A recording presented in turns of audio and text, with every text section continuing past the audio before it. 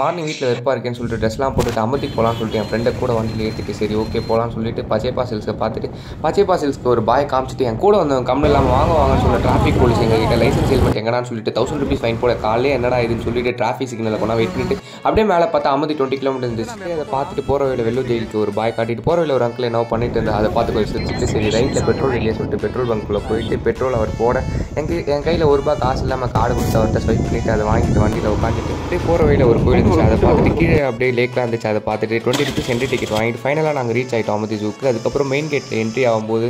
ஃபைனலாக ஒரு என்ட்ரி இது வந்துச்சு. அப்புறம் ஈகிள் அப்புறம் இந்த டாட்டாஸ் இதெல்லாம் ஃபுல்லாக பார்த்துட்டு கேப்சர் பண்ணிவிட்டு அப்புறம் பேரட் ஃபுல்லாக கேப்சர் பண்ணிவிட்டு பச்சை கிளியை கும்பலாக போட்டுருந்தாங்க அதெல்லாம் ஃபுல்லாக பார்த்துட்டு என் கூட வந்த குரம் கம்மில்லாமல் ஒரு சர்க்கஸ் ஆட பேர்ட்ஸ்லாம் பார்த்துட்டு அது செம்ம அழகாக இருந்துச்சு. அதை கொஞ்சம் ரசிச்சுட்டு இந்த முள்ளமன்றி இதெல்லாம் பார்த்துட்டு என்னடா இது இவ்வளோ பெரிய பாம்புன்னு சொல்லிட்டு அது ஒரு கேப்சர் எடுத்துட்டு சரி செம்மையாக பசிக்கு சொல்லிட்டு 2 லாலிபாப் வாங்கிட்டு சரி அதையும் சாப்பிட்டு மென்னுட்டு ஃபைனலாக முடிச்சுட்டு ஒரு தூக்கி போட்டு வந்துட்டோங்க.